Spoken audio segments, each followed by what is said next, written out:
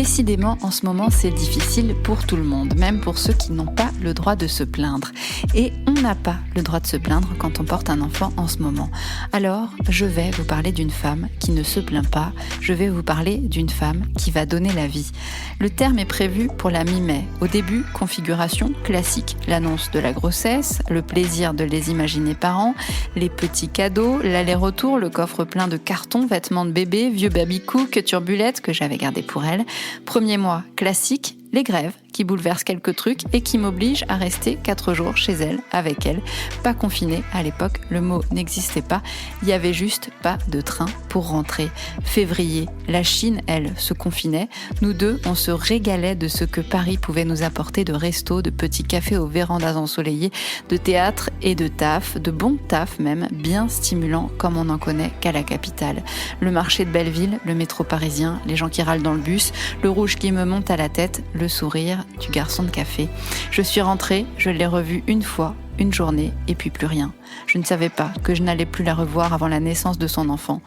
On s'est toujours dit qu'on aimait les surprises de la vie et qu'il fallait savoir les saisir. Celle-là, elle est moins drôle que les autres quand même. Je vous parle d'une femme qui va donner la vie seule. Aujourd'hui, dans cette France du coronavirus et certainement dans la plupart des pays touchés, on meurt seul, mais on accouche seul aussi. Même les pères ne sont plus les bienvenus.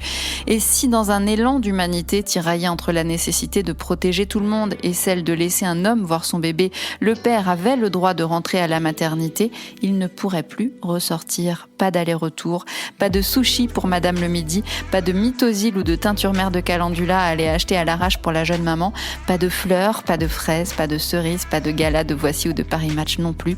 Évidemment, c'est le confinement.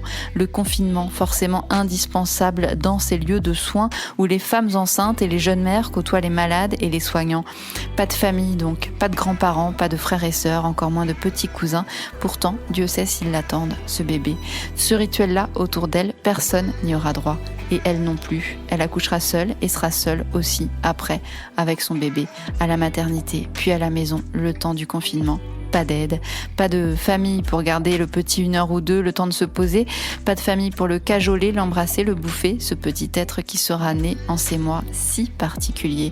Et comme tout le monde, il va falloir faire avec. Et comme pour tout le reste, il va falloir relativiser. Oui, c'est un point de détail par rapport aux mourants, aux soignants et aux autres pays du monde où les conséquences du confinement sont bien plus graves. Malgré tout, c'est toujours l'insouciance qui nous fait défaut en ce moment.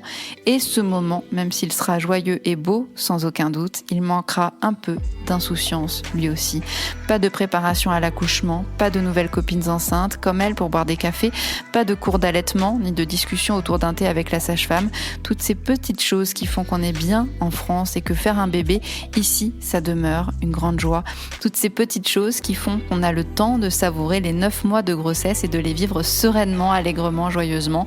Toutes ces petites choses qui font qu'on est prête pour le jour J autant que faire se peut, parce qu'on n'est jamais vraiment prête à accoucher et c'est toujours de toute façon une épreuve qui nous renvoie à l'idée qu'on est bien toute seule à galérer. Là, pour le coup, ce sera vraiment le cas. Porter un enfant et lui donner naissance, ça restera une des plus belles choses de la vie, une des plus belles choses au monde. Les circonstances, cette année, font que le décor autour est un peu moins tranquille et accueillant que sur les 20 ou 30 dernières années, mais cette étape doit pouvoir garder tout son sens. Il faut la vivre, l'éprouver et en faire un combat. À l'heure où l'on se bat tous contre la maladie et la mort, donner la vie prend tout son sens. Même seul, même sans accompagnement, même sans préparation à l'accouchement, tout ça aura une saveur particulière et une valeur inestimable.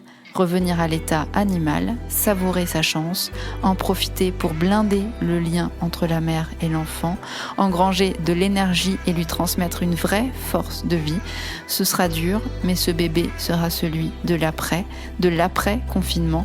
Ce sera le bébé de ce nouveau monde qu'on appelle tous de nos voeux. Je connais une femme qui va donner la vie et cette femme, c'est ma sœur. C'est ma sœur. C'est ma sœur.